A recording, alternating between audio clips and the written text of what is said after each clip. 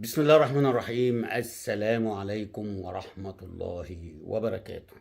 الأهلي يترنح، الأهلي بيضيع المنافسة على الدوري بجد.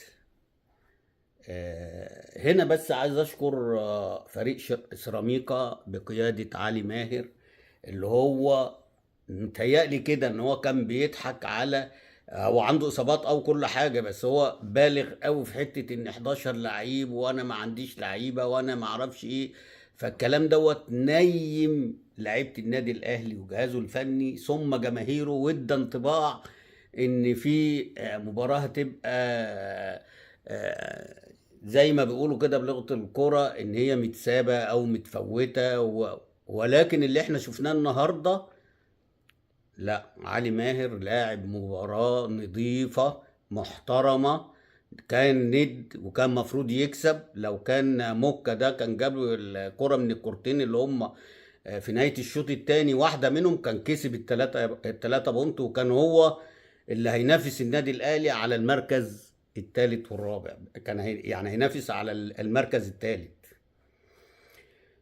فهنا تحية وتقدير وإجلال للكابتن علي ماهر، اللي هو ما سمعش ولا حط ودانه، ويمكن تكون كانت خدع منه إن هو ينيم لعيبة الأهلي عشان ما تنزلش وتضغط من أول دقيقة ويهيج اللعيبة عليه وعلى فرقته. ولكن دي الاحترافية اللي بنقول عليها، أو بقى إن هو بقى راجل متمرس ومتمكن في حتة إن هو يلعب الاهلي والزمالك ازاي، وبطرق خارج الملعب مش داخل الملعب، قبل ما يلعب داخل الملعب يعني. فانا هنا بشكره وبشكر لاعيبته على الاداء الرجولي اللي عملوه النهارده. على الناحيه التانيه احنا كنا دايما نقول ايه؟ عك وربك يفك. دي كانت المقوله اللي دايما في ماتشات الاهلي، كان دايما يبقى في عك وبتاع، بس الاهلي بيجي في الاخر ويكسب. ليه ربنا بيفكها لهم؟ عشان ان كان في نيات سليمه، في ضمائر سليمه، في عداله، سواء في التشكيل، في التغيير، في اللي بيخش السكور، في اللي بيلعب. انما دلوقتي انا شايف ان في لعيبه بتلعب اقسم بالله ما فارق معاها لا النادي الاهلي ولا جماهير النادي الاهلي ولا فانيله النادي الاهلي ولا روح النادي الاهلي ولا انتماء النادي الاهلي. ودي حقيقه. يعني مثلا ايه؟ هديك مثالين: زيزو وامام عاشور، اين هما النهارده؟ تريزيجيه بيحاول، تريزيجيه ان هو ما عندوش الا حاجه ان هو يقطم لجوه ويشوط عشان يجيب جول، ما عملش كده مش هتلاقيه. فده هو ما بيأثرش، بس هي كورته كده، بقت امكانياته كده ان هو يقطم لجوه عشان يعملها. ما عرفش يقطم، مش هتحس بيه خالص. مع ان في واحده في اخر الماتش قطم بيها كويس قوي، بس كان لازم يلعبها بالعرض. هو بيشوط في الجون ليه ومن زاويه ضيقه وفي كذا رجل؟ انما لو عملتها بالعرض زي بتاعه الكره الكورنر اللي سلكها بن شرقي بكعب رجله لياسر ابراهيم، كانت ممكن تخبط في حد وتخش في فيرود في باك منهم. المهم كانت تعمل لخبطه. انت بتشوط في الجول ليه وانت اصلا الزاويه ضيقه عليك وفي يجي 3 4 لعيبه حاطه رجولها يعني. الشوط الاولاني مفيش هجمه يعني تقول عليها ان تديك ايحاء ان الاهلي نازل فعلا عايز 3 بونت. مفيش هجمه. سيبك من كلام المعلق. المعلق ده في حته تانية. يعني مثلا في كوره لتريزيجيه وقف عليها، هو ما استلمهاش بس هو واقف عشان يستلمها، عدت من بين رجله وايه وهو وقع. فالمهم بعد ما عدت فهم هنا بقى المخرج بسرعه قام جاي عايدها، قام المعلق بيقول ايه اللي المفروض ما يذيعش تاني بما يرضي ربنا يعني، لان بصراحه خنقنا وقرفنا. فيقول لك ايه؟ لا والله فيها، والله فيها. انت مالك يابا؟ انت حكم؟ انت عليك تعلق وبس، مالكش دعوه على قرارات التحكيم. زي في الاخر برضو يقول لك ايه؟ فاول. لا ده مش وعمال يتدخل في قرارات الحكم. انت مالك يابا؟ انت تحكم. وبعدين كل شويه طبعا فاتحين الصوت بتاع الجماهير يا عم انا بقول لك انا عايز كل ماتشات الاهلي والزمالك الاستاد يبقى متقفل. انا امنيه حياتي، لان اصلا لعيبه الاهلي ولعيبه الزمالك الجمهور هو اللي بيحركهم. بس للاسف دلوقتي لو جبت 100,000 متفرج في الاستاد اللي هو بتاع المقاولين النهارده، اللي هو بياخد 40,000 ولا 35,000، اقسم بالله ما هيعمل حاجه. اللعيبه اصلا مش في دماغها. ده زيزو بيقع يا جدعان ويقوم عمال يعمل في شعره كده. انت بتعمل في شعرك كده ولا تقوم؟ شعر ايه اللي انت دلوقتي عمال تحسس لي عليه؟ واحده الشوط الاولاني وقع وقام جاي عمال يعمل يا عم انت في ايه ولا في ايه؟ وانت بتمثل ولا هتعمل اعلان؟ ده انت لازم تخرج التيشيرت بتاعك دوت متمرط من التراب ومليان طين. فطبعا المعلق عمال وجماهير ونجم المباراه. طب ما بتعملوش كده ليه مع الزمالك؟ جمهور الزمالك الماتش اللي فات كان مالك يعني العادي اللي هو المسموح بيه، وكان مالك مالي المدرج. ما شفناش الكلام ده والصوت بيوطى. ها، عشان ما نسمعش الاغنيه اللي هي طلعوها بتاعت الفنان الكبير محمد عبد الوهاب، قول لي عمل لك ايه؟ بس مش هنكمل يعني عشان ما الناس ما تسمعهاش. كل ده خايفين على احساس حد؟ ما تسيب يابا الجماهير تقول اللي هي عايزاه. ما لو خرجوا عن النص بيتوقفوا. دول ما بيخرجوا، دول بيغنوا وبيعملوا وبيحتفلوا وطول ال90 دقيقه زي ما انت النهارده فاتح الصوت على جماهير الاهلي. سيب جمهور الزمالك كمان عشان نحسس الناس ان الدوري اشتعل، الدوري ولع. حتى دي ما فيهاش عداله. المخرجين والمسؤولين عن نقل المباريات دي ما فيهاش كمان عداله. احنا الماتش اللي فات ما شفناش جماهير الزمالك، ما سمعناش صوت جماهير الزمالك النهارده، وهو طبعا عمال نجم المباراه جماهير النادي الاهلي. ما فرقتش مع النادي الاهلي. شوفوا الجماهير مادت النهارده وقعدت، يعني الجمهور النهارده مروح صوته منبوح بسبب التشجيع من قبل المباراه لغايه ما المباراه انتهت. ولا لعيب اتحرك، ولا لعيب تحس ان هو عنده دم، ولا لعيب تحس ان هو يا عم مش عشان الفانيلا ولا عشان النادي، عشان الجماهير اللي جايه مموته نفسيها دي. ولكن ما فيش فايده. ليه؟ لان الجماهير برضو جماهير الاهلي حاسه مش واثقه في فرقتها، حاسه ان هي ممكن تروح على الفاضي، حاسه ان هي تروح وتتصدم زي ما اتصدمت النهارده. انت بتلعب سيراميكا، وسيراميكا بيقول لك انا عندي 11 لعيب مصاب، وانت داخل بتقول بالقوه الجبريه وبالقوه الضربه بتاعتك وما تكسبش. انت ما ضيعتش فرصه. نادي الاهلي ما ضيعش فرصه. طبعا الشوط الاولاني مفيش اي حاجه غير ان احنا بس عمالين نتفرج على مباراه تانية من خلال اللي هو المعلق. يا وخطيره، لا لا لا لا، خطيره فين يا ابني؟ ده كوره بره لسه ما دخلتش ال 18. ده كوره معديه ومحدش لمسها. يا خطيره، لا لا لا، ايه الخطوره دي يا عم؟ في ايه؟ احنا بنتفرج على ماتش تاني. فالاهلي الشوط الاولاني ما جاش. انا بكلمك بمنتهى الامانه. في عز بقى الدربكه دي والكلام ده، فخر لقاي بيستلم كوره وبيشوطها من مسافه بعيده. يعني احنا عمالين نقول شوبير شوبير شوبير شوبير. انت لو ما تصدتش الحاجات دي طب هتوقف ليه؟ وهتبقى في كاس وعمالين نطالب بيك ده كوره سهله. كوره سهله، هي مش سهله. هي اصلا من بعيد يعني تاخد وضعك، تاخد خطوتين وتاخد تعمل التراي. انما انت عامل التراي من مكانك، ما ينفعش. والمسافه بعيده قوي قوي، يعني تاخد 3 خطوات كمان وممكن تروح تمسكها كده. الله يرحمه بقى الكابتن ثابت بقى كان، وعصام الحضري كانوا هم في الحاجات دي يحسسوك ان انت اصلا شايط كرة ملهاش لازمه. فانت عملت التراي من مكانك فتخبط في ايدك وتخش. قلبت المباراه وانتهى الشوط الاولاني. جينا الشوط الثاني، تغييرات ولا في الخيال.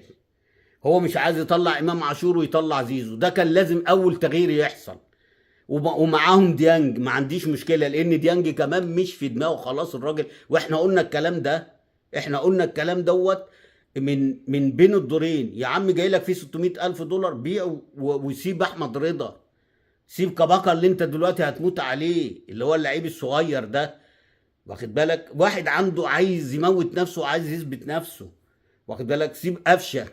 قفشه بقى كان بتاع الحاجات دي في الماتشات دي. كان قفشه بيبدا يمسكها الكوره ويبدا يعمل لك الحاجات والكروسات، وساعات هو بيجيب اجوان او بيعمل اجوان.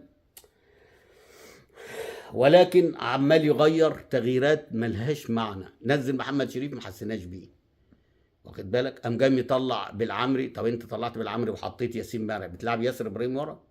ده النهارده موكا ده لو النهارده عايز يتصيط كان جاب له جون ولا الجونين اللي هو الانفرادين اللي هو ضيعهم دول. والله العظيم كان زمانه دلوقتي هو نجم الشباك. كان زمانه الترند بتاع الماتش النهارده موكا ده.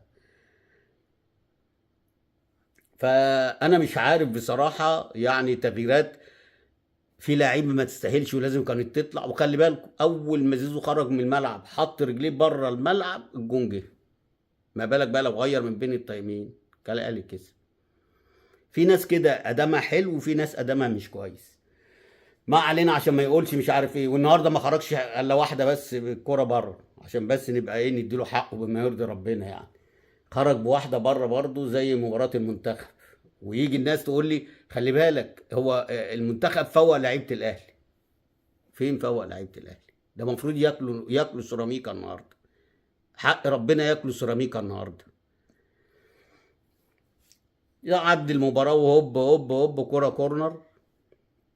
طبعا في كورنر كمان جت في ياسر ابراهيم، واخد بالك، ولولا اللايمان هو اللي حكمها، لان الحكم حسب ضربه ركنيه واللي رجع لللايمان جاء في ياسر ابراهيم واضحه يعني.